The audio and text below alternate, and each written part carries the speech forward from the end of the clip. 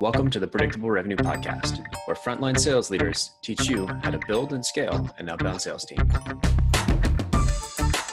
Welcome back to the Predictable Revenue Podcast. I'm your host, Colin Stewart. Today, I'm joined by a fellow podcast listener who's currently hearing our own intro music in his head.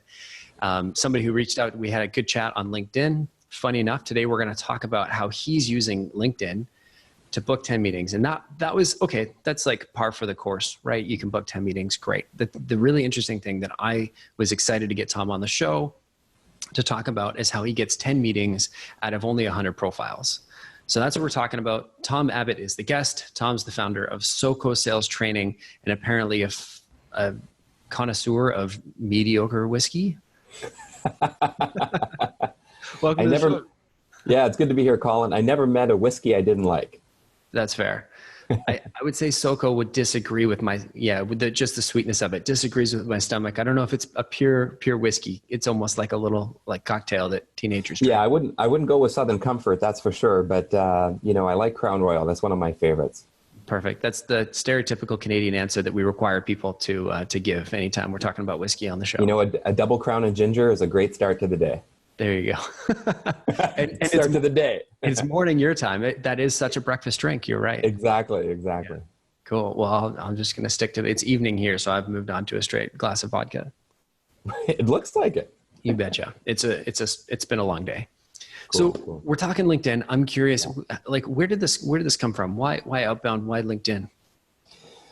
Yeah, so that's a great question. So, I've been a listener of the podcast for quite a while, love what you guys do, and you have great guests, right? So, for us, Outbound has always been, on the brain, on the radar. But really, for the last few years, about 95% of our business had come from inbound inquiries. So we're very strong with marketing. We're very strong with, branding, positioning. SEO is awesome. So when people are searching for sales training Singapore or sales speaker Singapore or sales training Asia, we're going to dominate that first page. So we will be found. We'll be found. And that's been great for us, right? But then what happens is you start looking at bigger revenue goals. And you say, okay, so how do we, double our revenue next year? Well, there's only a couple of ways that you can do that. You either sell twice as much to the existing customers that you're closing now, or you can try to increase your closing rate. Well, when I looked at the first, we were upselling. So we were doing a great job of moving from one training day to 2 training days, and then adding on some coaching or online programs. So, we were doing a very good job of the upselling and the add-ons. So then you look at, okay, can we, tighten up the conversion rate? Well, the closing rate for us, basically when we get to, new opportunity, like a new opportunity was about maybe 20% of new opportunities would close. And then of working opportunities, about 42% would close. And then of the closing opportunities, about 88% would close. So if you're at close to a 90% close rate, it's like, what more can I do, right? Like, what more can we do? So you start saying, look, obviously the inbound is great, but that's not going to help you, double your revenue. So what can you do? You need to start looking at outbound and generating some leads that way. So that was kind of the mindset that we looked at, was we need to be aggressive and we need to be more proactive rather than reactive. And it just made sense that LinkedIn would be a great way for us to do that. Cool.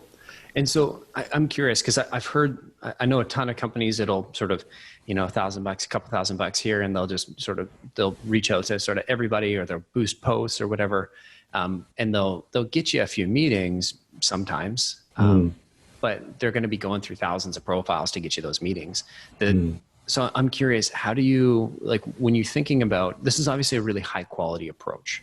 So where do you start this process?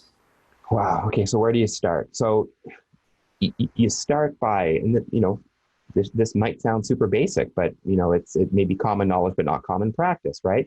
You start with having a very clear idea of who your ideal target customer is, right? So what's the avatar? What's the profile? What's the buyer persona? Who are you going after? So in our case, we go after, sales leaders, sales directors, people in sales enablement, sales operations, director of sales and marketing. So you get very clear about, the type of role that you're approaching. And then you also want to look at the industry as well, if that's important to you, right? So we do a lot of work in tech and IT, infocom, ICT, digital media. So a lot of those type of tech companies, for some reason, they seek us out. So you can start looking at, your ideal target customer as a director of sales and marketing for, a software company or a SaaS company or, infocom, ICT, digital media.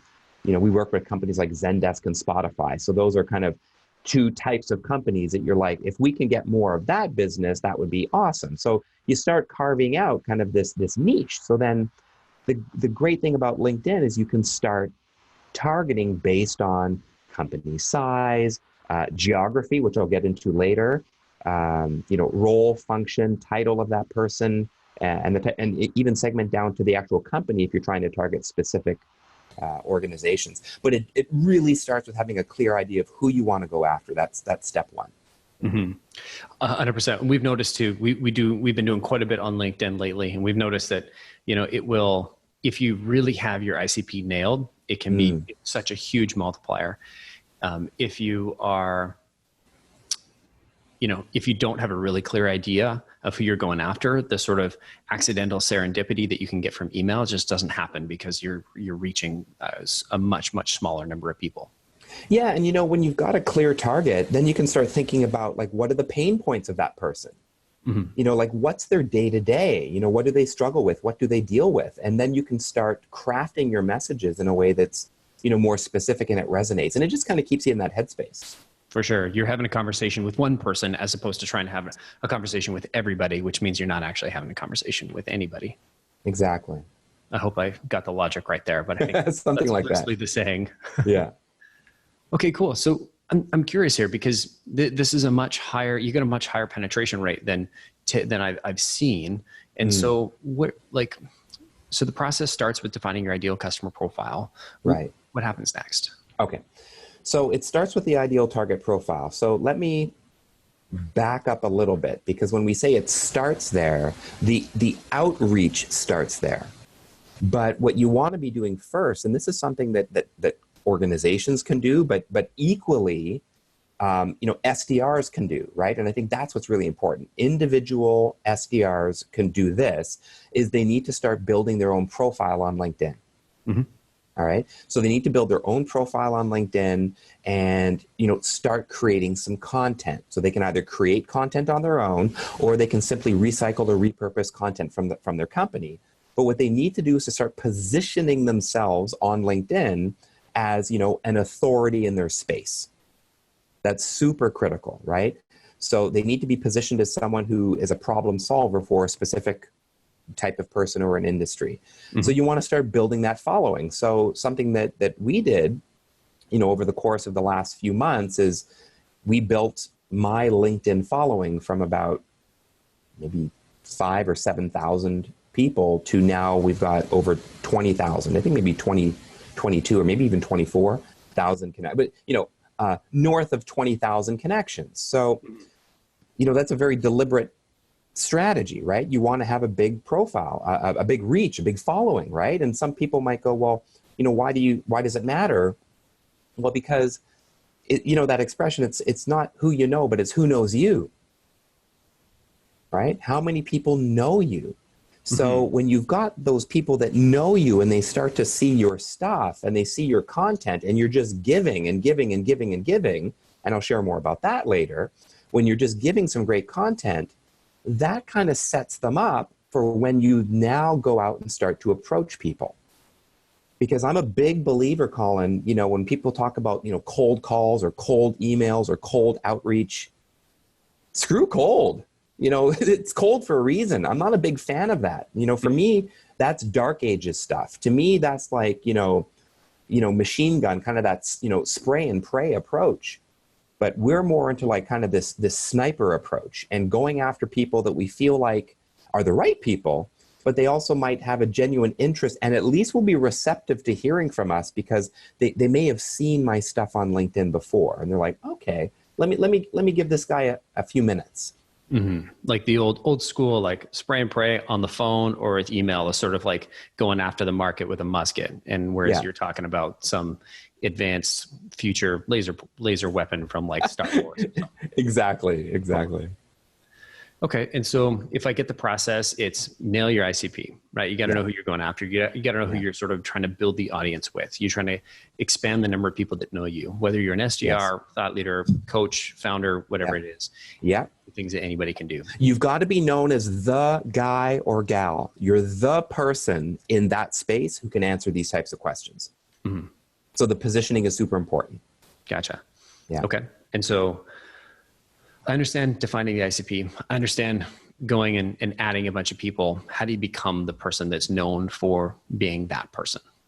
So it's just by sharing great content, right? So, you know, we don't see sales and marketing as separate functions, right? I mean, in a way they are, but at the end of the day, we're all trying to reach the same goal. So we work together. So SDRs have to be marketers as well, right? So when you talk about sales and marketing, if you were to kind of write the word sales and write the word marketing and take out a few letters, you'd have the word smart. Okay. So you need to have this kind of smart approach to both sales and marketing. So, you know, SDRs can't operate in isolation of marketing, but I see that all the time where sales reps have no clue what marketing is putting out there and what's going on. And then the marketing is putting out messages that are maybe not consistent with what the SDRs deal with on the ground. So you see this misalignment. So you need to actually make that work and have that connection. So for me to have the SDR being able to build their own personal brand is super important. So you've got to put out content and share white papers or share, you know, cheat sheets or checklists or just, you know, commentary on certain things or doing selfies, you know, hey, here I am at this particular place and we're doing this, or I'm talking to this customer, or, you know, have you ever noticed this problem, or things like that. You know, one of our most popular videos that I did, it was kind of a selfie style video that I did in an airport lounge. You can find it on my LinkedIn and also on YouTube. It's called Don't Be That Guy. And it's don't be that guy at networking events that is always trying to push their cards on you, and they're not listening to you, but they're all about pitching themselves and who they are. Don't be that guy. So that was this video that we did that you know, got some traction, and people really like that. So, you know, we get some inbound inquiries, or when we reach out to people, a lot of people refer to, you know, that video, right? So that's really helpful to kind of break the ice and break through the noise. Gotcha. No, not every SDR. Like let's assume a company with 10 SDRs is going to implement this. All 10 of those SDRs can't be the person for the same thing, can they? They can be a person for sure, right? I'll tell you, if you have two SDRs working for the same company, one is just kind of, you know, not sharing any content at all, which is extremely common, right? So with the sales teams that I work with, when I say, you know, boom, put your hand up. How many of you have a LinkedIn profile? Great. How many of you have an actually active LinkedIn, like you're actually active on LinkedIn, sharing content? It's very few. But I'll tell you, if you have two SDRs and one is just kind of very passive to how they use LinkedIn, and the other one is just continuously sharing content, thought leadership about the industry that they sell into and insights, that person's going to win every single time, because they will just get known as a person of repute in that space. And so are you recommending SDRs write their own content or partner with their sort of marketing people to help sort of power that side of things? It's a combination, right? It's a combination. So I would suggest that SDRs have to, you know, start thinking about, oh, what do I need to create and what should I do? But share the content that your marketing department has already put out there, likely. I mean, you'd be shocked, Colin, you know, how much work marketing does that SDRs have no clue, let alone they don't share it with the world. It's almost like those studies that show what happens when you sever the connection in between the two sides of your brain, right? And you actually have cases where like the hand will attack, like one hand is doing one thing and the other hand is actually trying to do another thing. So that happens. Yeah, that happens all the time with sales and marketing. And, you know, SDRs, you know, we can make our lives much easier by just, you know, repurposing or resharing the content that we already have. But just put your own spin on it. Even if you were to share, you know, one useful thing every week, that would make a difference, right? For sure. Yeah. Okay. And so we're building our audience, or building the audience of people that know us. Yeah. We're starting to share content. We're warming up the audience. We're staying fresh on top of their mind. Right. Now I'm an SDR. I've got a quota. I'm an SDR leader with a 10 and a quota. What do we do next? So now you hop onto LinkedIn Sales Navigator. So that's important, not just LinkedIn, but Sales Navigator, right? Yeah. So I'll tell you something. Whether your company pays for Sales Navigator or not, if you're an SDR, you damn well pay for it. Okay? Shell out $75 or $100 a month. I don't remember what it is, but this is a tool that's going to help you sell. All right? So I'm a no excuse kind of guy. Oh, well, you know, if I had an iPad from the company, I could present better. Oh, if I had this, I'd do. Screw that. If you get commission, you invest in yourself, man. Invest in yourself. So invest in a LinkedIn Sales Navigator account. And from there, you can start doing advanced searches, right? So then you just find the criteria that you're looking for. So, you know, maybe with some of your listeners in Vancouver, it might be, you know, whatever space they're trying to sell into. You know, it could be, founders of startups in Vancouver, or, director of operations for hotels within a certain geography. But be very clear about who you're going after, and then you start running that list, right? So now you've got all these profiles, okay? So now once you've got all these profiles, well, now you want to reach out to them with that initial invitation to connect. Okay, so that's kind of the step one in the outbound sequence, right? Is sending that initial message. Cool. And we've had this debate for infinity. Are you a put a message in the connection request kind of guy, or are you a don't put a message in the connection request kind of guy? Totally put a message in. Okay. Of course. To me, that's a no-brainer. So I'll tell you why, right? There's a lot of people out there that will not connect with people if they don't have a clue who this person is. Okay? It's very true. I'm the kind of guy that basically if I see a profile and it looks okay, I'll just hit accept. Because I want everybody on the planet to know what I'm doing. Okay? So I will accept almost everybody. If there's a face in there and they don't look like they're a spammer, right? I'll accept them. Okay? But not everybody's like that, right? Some people are like, oh, I only connect with people I've actually met in person, which I actually find kind of dumb, because it's almost like going to a networking event and saying, oh, I only get business cards from people I know. Mm-hmm. It doesn't make any sense. So LinkedIn, it's social networking, right? But definitely you do want to have a message so that they can at least read a personal greeting, right? So I might say something like, hey, Colin, I'm making an effort to expand my network of sales leaders in Vancouver. Would you be open to connecting? That's message number one. Cool. Okay. 90% of people are clicking accept. Right? So that's just like a no-brainer, easy point of entry. So that's that first outbound message. And once we get them to accept, now we can start doing something. Okay. Sweet. So we take 100 profiles, we get 90 of them accept. Yeah, you get 100 profiles, 90 of them are going to accept. Cool. All right. So now we're working with 90 profiles that have accepted an invite, accepted our connection request. Yep. Now what happens? Okay. So now that you've got those people accepting, so what you want to do is you want to follow up on their acceptance, right? So they've accepted, and now you want to follow up. So, usually, 1 or 2 days later, okay, because you kind of want to time it, right? You don't want to be right on them right away. You don't want to be that guy. And you certainly don't want to be that guy that sends them a PDF brochure the minute they connect. I hate that. I delete those people. I report them as spam. Are people actually sending PDFs through LinkedIn? I get that. Man, that's crazy. I get PDF attachments. I get links to websites. I get, hey, Colin, thanks for connecting. Let me tell you all about my company. I didn't ask you anything about your company. Yeah.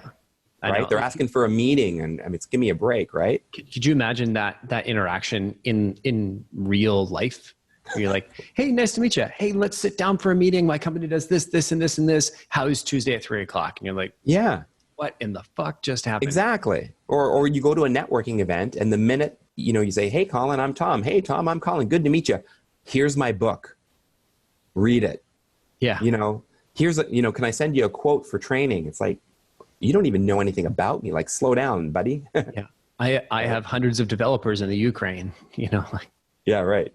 So, you want to just keep warming people up. So you want to make it safe. And this classic sales, make it easy for people to say yes. right? Make it easy for people to say yes. So my second message goes out, 1 or 2 days after the acceptance. It just says, hey, Colin, thanks for connecting. If there's anything I can do to help you, feel free to reach out. Cheers. Okay. Cool. Non-threatening. Yeah. Not going for the meeting. Not going for the meeting, just nice and easy. Gentle greeting. Yeah. So thanks for connecting, Colin. If there's anything I can do to help, feel free to reach out. Cheers. Okay. Cool. Now, I also put in my kind of tagline signature. Okay. So when I say cheers, Tom, underneath that will say, head trainer and keynote speaker, SoCo sales training. Okay. So that's just a subtle little, hey, this is what I do. Okay. This is what I do. And you just see it in the signature. You get that sneaky brand impression going. Exactly. Right. So like, oh, okay, cool. Good to know. Good to know. Right. So that's the second message. And we get a lot of replies from people going, sounds great, Tom. Thanks. Appreciate it. Let's keep it right. I get a lot of that. Real responses from people. So when you get those real responses from people, you know that they feel that everything is genuine because it really is, right? For sure. Right. So that's super cool. Okay. And so we've taken 90 people, we're warming them up. Yeah. We're trying to make it easy to say yes. We hit them with just a connection request, but really it's like, hey, I'm friendly. Here's sort of my tagline. Exactly. Yeah. Exactly. It's the answer to, oh, nice to meet you. You've met at a networking event. Nice to meet you, Tom. What do you do? Hey, I'm Tom. I do this. Yeah, and exactly. Sort of like nice to meet you. Yeah. Sneak that in there. Non-threatening, nice and easy, super cool. Cool. And that's turned into 10 meetings. Wow. That's so easy. Episode over. Yeah. Ooh, I forgot there's a few more steps. Oh, okay. Yeah, right. I was like, where's the meat? Yeah. I wish. Okay. All right. So then what does message 3 look like? Yeah. So message 3, we send about a week later.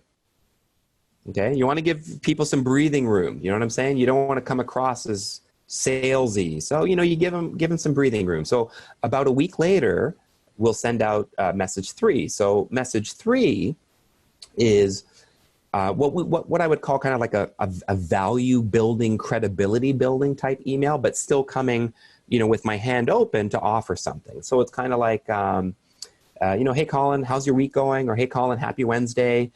Just trained a sales team in Singapore about what it takes to hit their targets in the second half of 2019 and thought you might find some of the tips that I shared useful too. You can watch them in this video. Enjoy. Yeah. Yeah. You're digging that, huh? Yeah. So this one here is, super cool. How's your week going? Or happy Wednesday or happy Friday, whatever day of the week it is, just kind of find an appropriate little greeting. Yeah. And then I get straight to it. I just trained a sales team in Singapore about what it takes for their teams to hit their targets in the second half of 2019 and thought you might find some of the tips useful too. You can watch them in this video. Enjoy. Okay. And then there's like just, like a bit.ly link to a video, right? And it's going to be like a tip video. So it's just value. There's no selling there. It's just value. But what's cool about that, and a lot of people reply to that going, hey, thanks, Tom. Appreciate it. I'll share it with my team. Great tips. But then some won't say anything, right? But they'll consume it. They'll consume it. And that's cool. All right? Because I want people to click that link, watch the video, get some value, but then, of course, come away going, whoa, this Tom guy, he really knows his stuff. I like his style, right? Totally. So that step 3 message is a very critical message because now we start building on that branding and positioning even more. All right? So that's a big one, okay? It's a big one. And just help brainstorm with me, because I know this takes it a little bit outside your process, but if I'm an SDR, I'm not necessarily going to have a video of me training people, in Singapore last week. Yeah. So what are some things that, if I'm an SDR, what kinds of videos can I post there that are going to add value? Oh man, there's tons. So for example, you guys might have a demo video or an explainer video, right? So, you could say something like, or a tip video, right? So a lot of companies will put out like a tip video, how to do this, how to do that, right? So, if you're an SDR for a company that has some of those marketing messages, okay, it could be a white paper, right? It could be a cheat sheet. It could be a how-to, or it could be a checklist. It could be anything, right? But, you could say something like, hey, Colin, how's your week going? I just had a chat with a sales leader last week about, how to build a great sales team. Here's a link to an article that we wrote on how to motivate your team. Hope you enjoy it. Cheers. So awesome. It doesn't matter what that piece is, but you got something out there, man. You got something. And here's the thing. If you're an SDR or more like an AE, right? You go to meetings, you present to people. If you're any good at all, you're coming with what we call like proof devices, right? You're coming with proof devices, case studies, testimonials, similar situation stories. You call it what you want. Proof of concept, a demo. You've got something to show people. You've got, 7 reasons why you need to be doing X, or the top 5 pitfalls people in your space, fall into. Like, you've got something of value that you use as kind of a proof device with customers or with prospects. So all we're doing here in step 3 is you're inserting that there. Love it. Okay. I got it. Cool. So we do something to sort of build that value in message 3. No general call to action, just, hey, check it out. Here's a link to something that's going to add some value. Yep. The call to action again is non-threatening. It's not, hey, book a call with me, or, do you want to talk about whatever? Scary, scary, scary, right? So to kind of recap, we go from the, hey, Colin, I make an effort to reach out to sales leaders in Vancouver. Would you be open to connecting? Boom. 1. Hey, Colin, thanks for connecting. Feel free to reach out if there's anything I can do to help. Cheers, right? Message 3, hey, Colin, hope you're having a good week. Just did a session with a team about, blah, blah, blah, blah, blah. Here's a video with some short tips that maybe you can share with your team they might find useful too. Enjoy. Cool. Just giving some content, giving some stuff. Content, good value. Yeah, good value. And if nothing comes out of it, at least they know that you're damn good, right? Mm-hmm. They know who to go after when they need help to solve that problem, right? Totally. And this is more top of the funnel stuff. This isn't like, here's a case study about like the 10 reasons why you should choose us over XYZ company. Not ready, man. It's value, value, value. Yeah. Real top of the funnel stuff. You got it. You're positioning yourself as the person or the company. Gotcha. Okay. So now we give them about a week. Okay. So now we're kind of like day 15, we're a couple weeks into this sequence now. Okay. Yeah, math checks out. Yeah. Okay. So we're about 2 weeks in. So this is now when you start asking. Okay. So here I go, hey, Colin, hope you're having a great week. Quick question. Who'd be the best person at Predictable Revenue to have an initial chat about training for your sales team? Have a great week ahead. Okay. So that's the ask in message number 4. Hey, Colin, hope you're having a great week. Quick question. Who'd be the best person at Predictable Revenue to have a quick chat or an initial chat about training for your sales team? Okay. Perfect. Okay. I love the quick question. I've used that a ton. I've used it as a subject line. It's a nice way to queue up like a non-threatening message. It kind of introduces the call to action in kind of a non-threatening way. You're defining that, hey, I don't want a textbook of an answer. I'm just like, real quick. Is it you? Is it somebody else? Yep. Chances are it's them, right? Chances are it's them, right? So again, like, it's almost like, when you watch like Law and Order or all these like legal shows, right? And I always tell people in training, don't ask a prospect a question that you don't really know the answer to. Right? So imagine if you were a lawyer and you're grilling a suspect and you're like, did you or did you not enter the premises last Thursday? And they're like, actually, no, I wasn't. I was out of town last week. You're like, oh, fuck. I'm screwed. I've got an alibi. Right. Wrong question. Right. Yeah. So you want to be sure you know the answers. Right. So, and again, you want to ask a question that's fairly non-threatening, that's kind of easy to say yes to. Right. So we played around, Colin, with that question. So everything we do, we're actually fine tuning and tweaking every step of the way to see, is it moving people to that next stage nicely? Right. So we played around with saying, hey, Colin, quick question. Are you the best person to talk to about training your sales team? Mm-hmm. We found that the response rate to that one wasn't high. Interesting. I don't know why. It's more threatening. You know, a little bit. Are you, right? I want you to be the right person. Yeah, because you shift to sales mode when you go, hey, Colin, are you the person to talk to about training? And then maybe your guard starts to go up. Totally. Yeah. With the quick question, it lets them opt in, right? Who's the best person? Oh, that's me. It's that moment of you're allowing them to discover that it's them. Yes. As it's opposed beautiful, to trying to force man. it on them.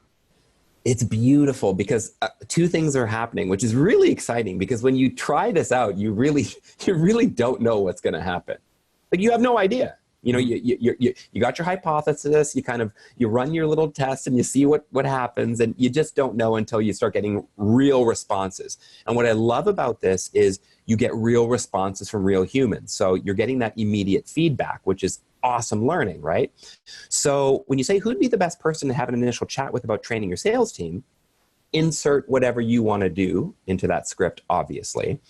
One of two things is happening. People are like, oh, actually, that's me.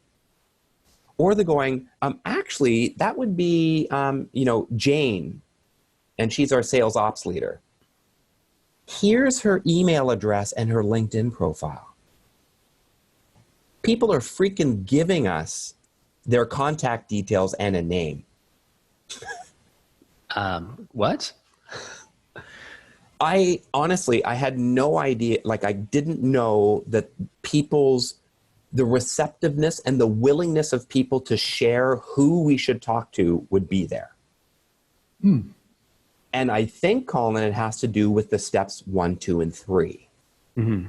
You understand? Because if you just go all guns blazing, first message, hey, Colin, Tom here from Soko Sales Training. Who'd be the best person to talk to about training your sales team? You're just like, fuck, I just got hit with it by a sales guy. Yeah.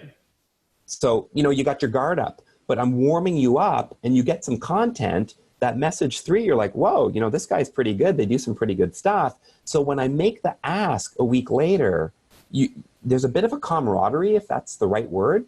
Mm-hmm. But there's a bit of a, hey, I like this guy. Totally.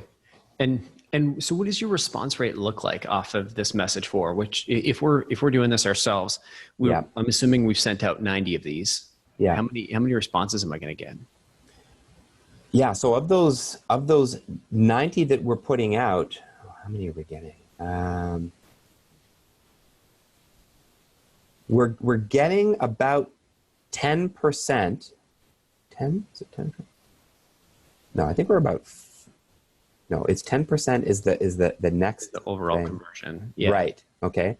But I'd say we're hearing from about 25% of those people we're hearing from. Okay. 25% of some sort of reply. Some sort of reply, which is nice because we want to reply. Mm-hmm. Yeah, you want people on the other side to be alive, which is nice. Exactly. Like, not super interested or whatever it is, Yeah.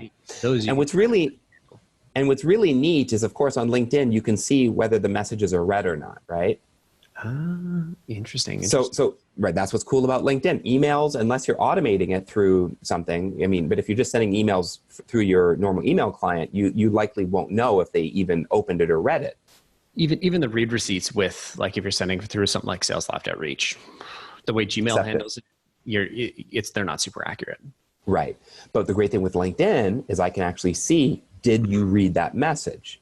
Love it. Love it. So I can see, they read message number 3. Mm-hmm.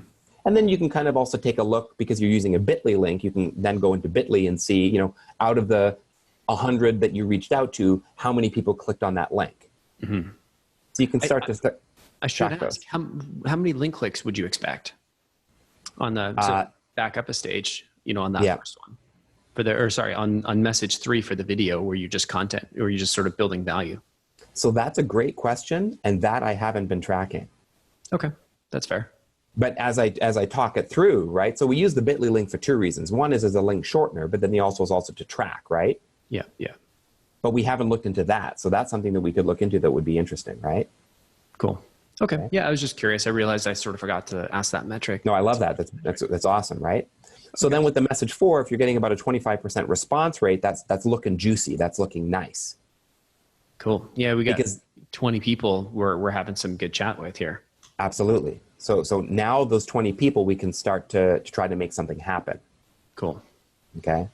So that's when you're going to start asking for the meeting, right? That's when so if that person goes, oh, actually it's me, then we respond with like, oh, that's great, Colin. So, would you be open to having a quick chat? Right? So that's the ask, right? You want to ask for that call. Mm-hmm. Okay. Open to having a quick chat. Cool. Yeah. Okay. And then off of that, so from those 20 people, you get about a 50% conversion rate. You're booking about 10 meetings. Yeah. Great. Does it end there? Yeah. So when we talk meetings, so, meetings can also be defined as a call, right? Yeah. Okay. Right. So you're actually, putting a call in the books on the calendar, and you're able to basically do like a qualifying or a discovery call. Mm-hmm. Because that's what we're looking to do. We're just trying to see if there's an opportunity, right? Yeah. Just want to find something here. Exactly. So we've got some interesting stats that we measure, right? So once that person puts their hand up, right? Once they put their hand up, now some of the other hard work begins, because now you're actually trying to schedule that call. For sure. This Right? has got to be one of the toughest pieces, because they've said yes, and that's easy to do on a social networking platform. Yeah. Actually following through and converting that into something real, much more. Yes. Getting them on the phone, doing discovery, qualifying to see, oh, is this a real opportunity or not? And then actually moving it through your pipeline, right? So this is all pre-pipeline stuff, right? Yeah. Right. So I loved, you had a guest on a few weeks ago that had a kind of a 9-day or a 14-day kind of a sequence. And, you asked them a really good question about, do they measure at every step of the way what the response rate is? And his response was no, but that it was a great idea. So we do measure that. We do track that, which is really helpful, because we can see out of all the messages that we send as a follow-up, once they put their hand up to try to book that call, when do they tend to respond to us? And that's really useful. All right.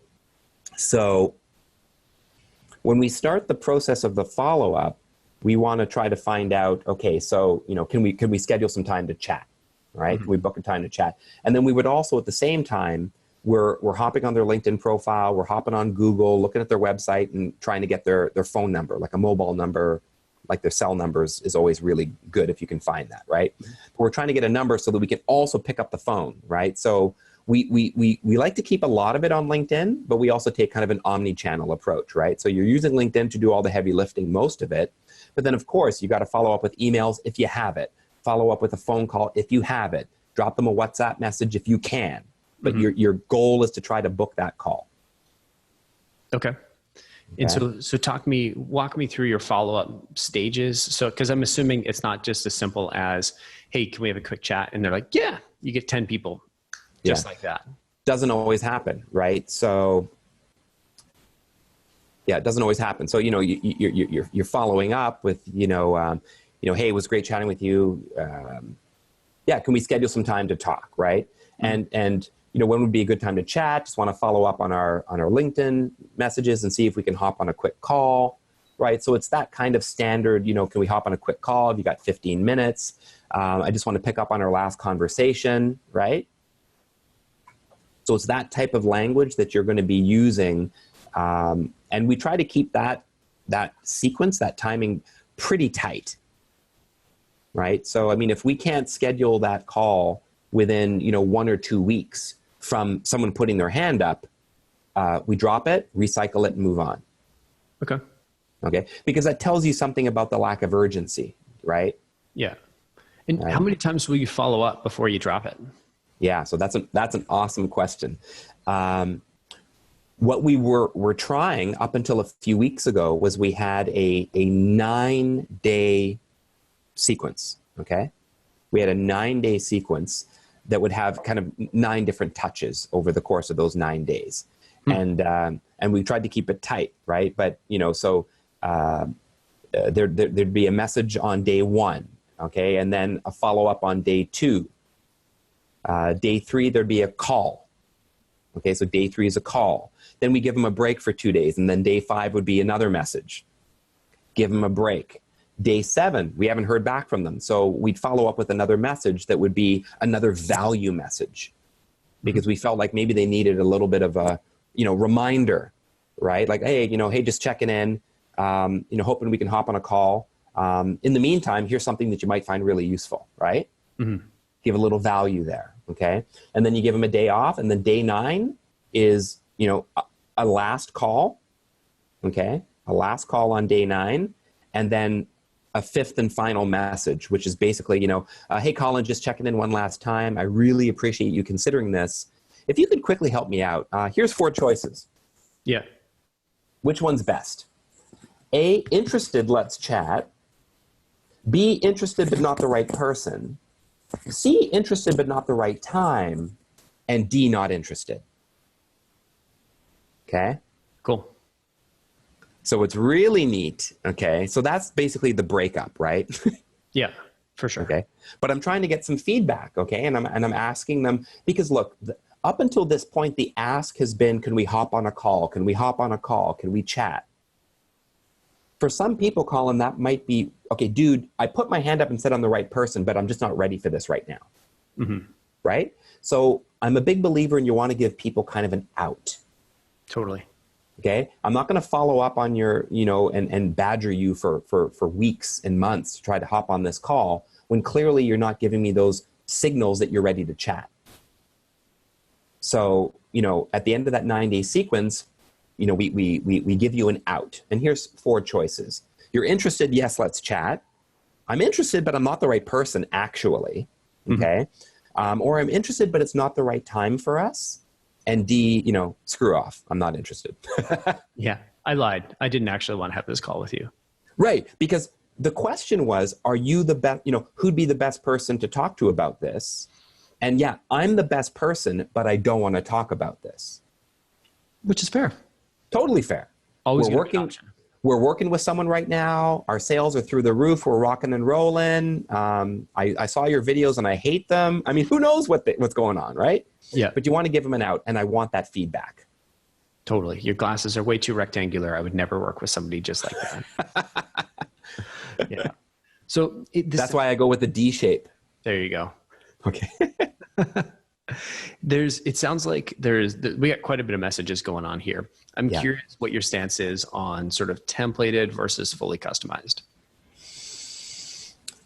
It's a combination. I mean, it's a hybrid. I mean, it's this term that we hear sometimes, mass customization, right?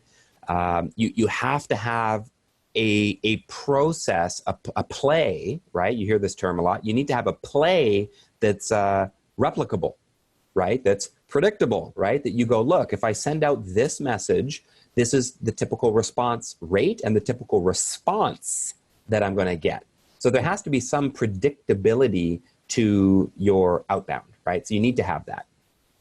But it also has to, hey, Colin, just reaching out, right? Or something like, and we've got another message, which is actually really cool. I'm not going to kind of go deep into where that one shows up, but it's kind of like, hey, Colin, and what we can do on LinkedIn, which is really cool, is we've started refining the search down even further, which I don't know how much time we have, but we started refining the search down even further to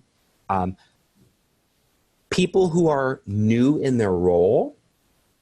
Interesting. Okay, because people new in their role as a sales leader, new in their role, have unique challenges.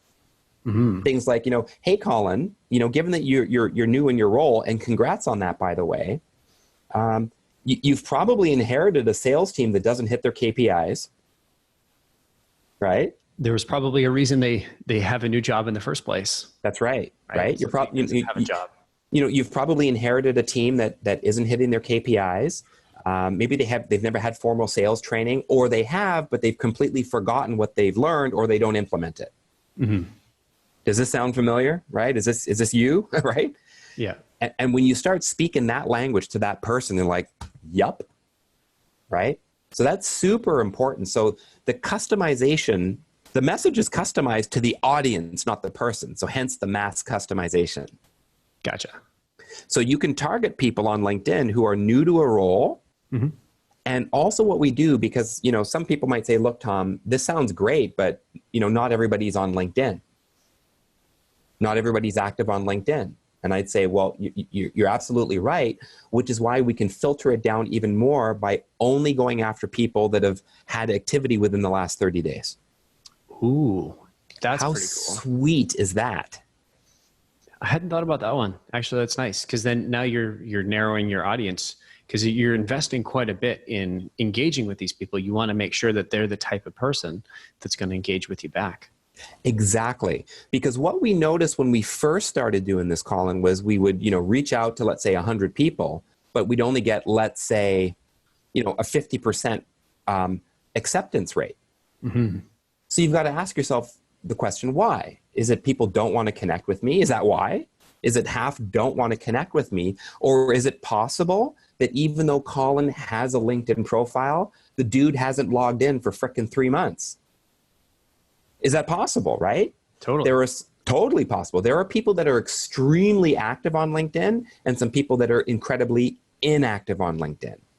So if your outbound campaign is predicated upon reaching people on LinkedIn, then you've got to make sure that they're as active on it as you are. So you want to, you know, filter out the bad ones or the inactive ones. And when we started doing that, our numbers started going up dramatically.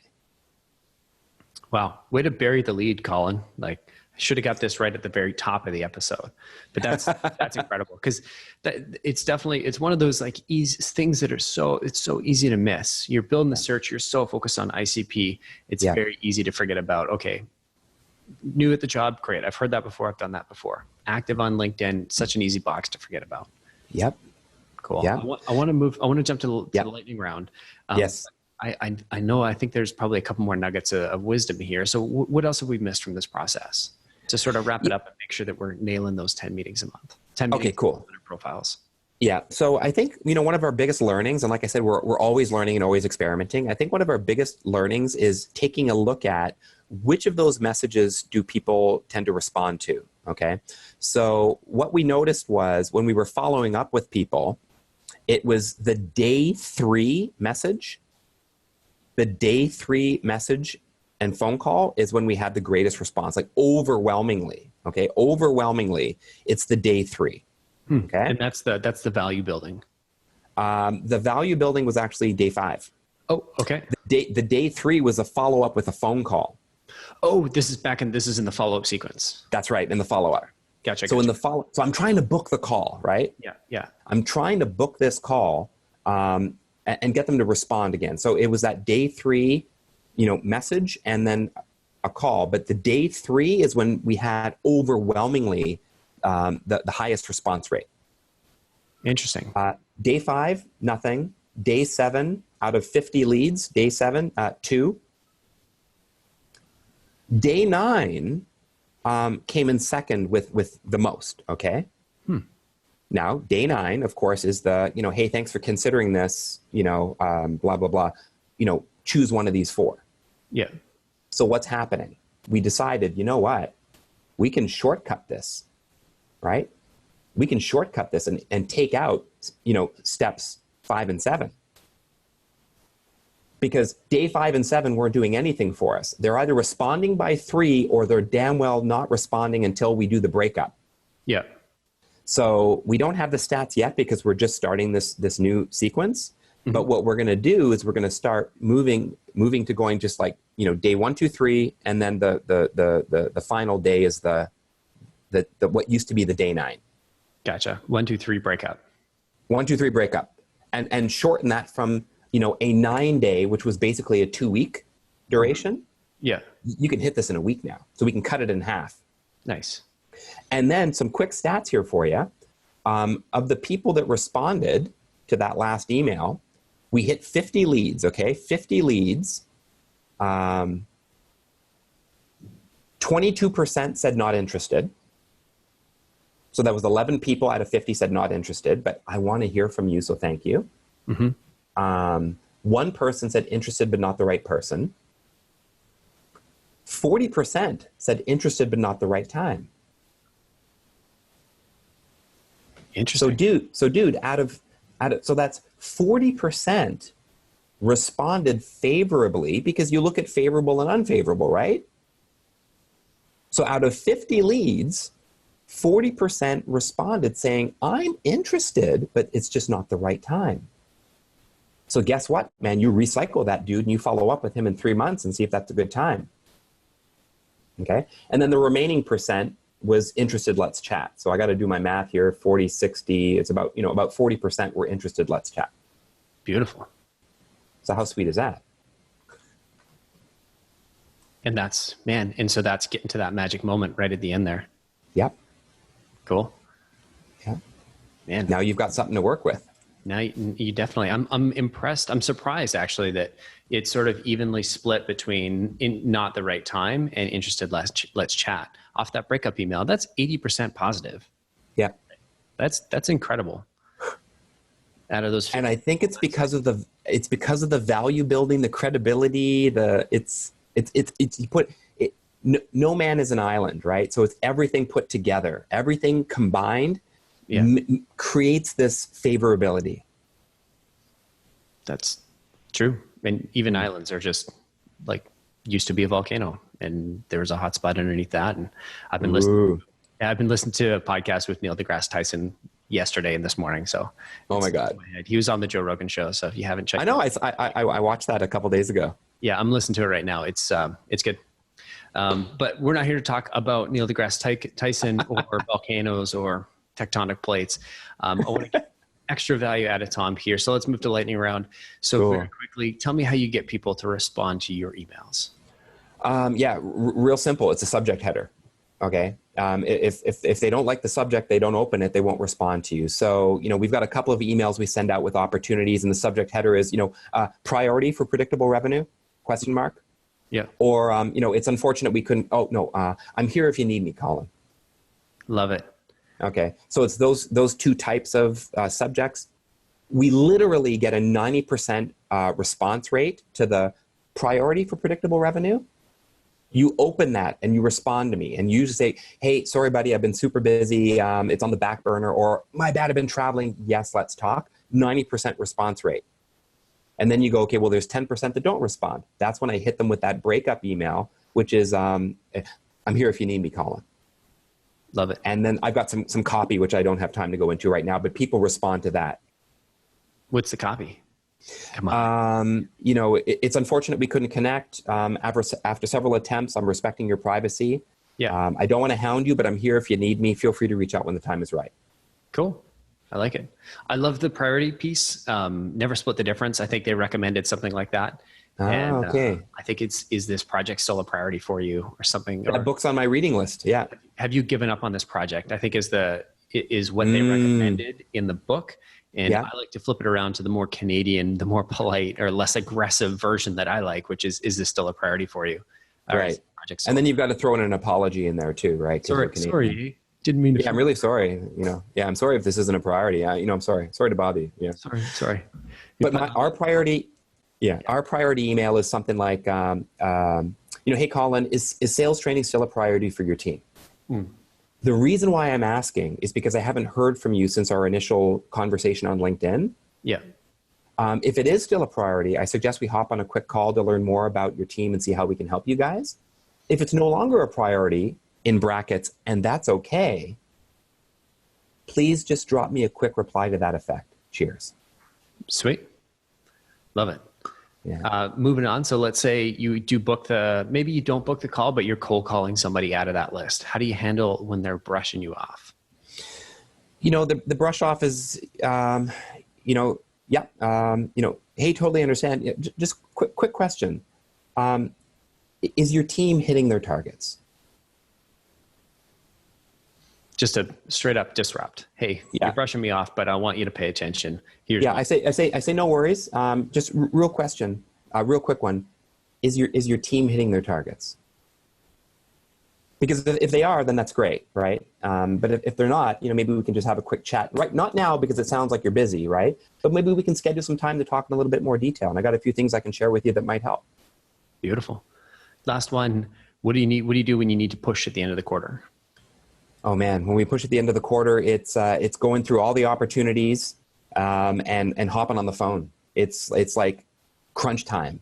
It's a combination. It's omni-channel. It's hitting people, and we do this throughout the month. But when you've got to do a final push, it's all hands on deck. Get Infusionsoft open, the CRM, and you're pumping out WhatsApp messages, calls, LinkedIn messages, and emails, and just trying to get some kind of a nibble from people. But it's just upping the intensity. That's all it is, upping the intensity, and making sure you're hitting people at every possible medium so that they know that they have heard from you. Love it. You may as well be walking up a mountain because this is going to be a grind. To me, it's all guns blazing. Like I never want to go out going, you know what, I probably should have followed up a couple more times. I never want to have that regret. Fair. Ever, yeah. Perfect. Tom, thank you so much for this. I want to give you a chance to share, promote anything you're looking for, you're looking to sort of get the word out about, which brings me to our favorite segment that is no longer a surprise. I do tell the guests now, but it's called People Call Me. I used to do this as a surprise. And when I had a couple of VPs come on and I was like, I don't feel like surprising them would go well. So Tom, set us up. Who am I in this cold call role play? Yeah, so you're going to be you're a sales leader. So you manage the sales team. You're also new to your role. Okay. That's about it. All right. Ready? Magic phone ringing. Ring, ring. Hey, this is Colin. Hey, Colin, it's Tom here from SoCo. Have you got a minute? I'm just about to step into a meeting. Yeah, no, totally get that. Quick one. Hey, congrats on your new position at Predictable Revenue. That's awesome. Thanks. Yeah, man. So, in my experience, you're probably inheriting a sales team of reps that probably don't hit their targets or they maybe never had any formal sales training. Is that right? I'd say lots of them have training. We used to have something here, but we've got a couple of reps that aren't hitting quota. Okay, cool. And that's very normal. And even if you guys have had some training, quite often you might have some folks on your team that maybe forgot what they learned or they're just not practicing what they learned, right? Yeah. Adoption of the training has been a challenge.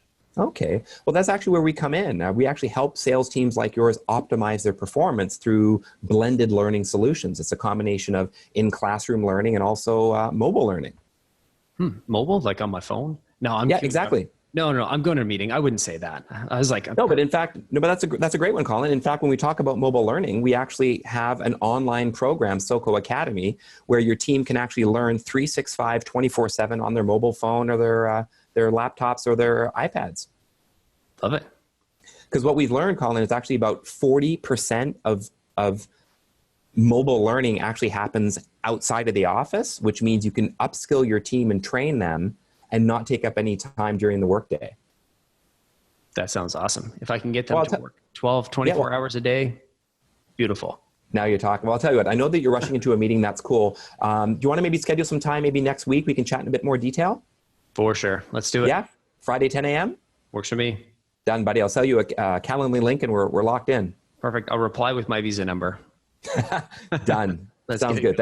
Thanks, Colin. Right on, Tom. Man, thanks so much for coming on the show. If anybody's saying, hey, I want to learn more about this LinkedIn process, or I happen to be in Asia, Singapore, and I want some training, what's the best way for them to get in touch? Best way is on LinkedIn, not surprisingly. Yeah. Reach out to me on LinkedIn, SoCo Selling. So just look up Tom Abbott, SoCo Selling, SOCO Selling, SELLING. That's my handle on LinkedIn is SoCo Selling. Perfect. I'm going to find a link and I'll throw it in the show notes. If anybody wants to get in touch with Tom, you can do it there. And give him a big shout out for coming on and sharing something that, I know your team didn't want you sharing all the secrets, and I tried to grind a few of them out of you, and I really do appreciate you sort of opening the kimono for us. Yeah, my pleasure, man. Thanks, Colin. This was great. All right. Very excited. Thanks, Tom. Cool. Cheers. See you next week, everybody.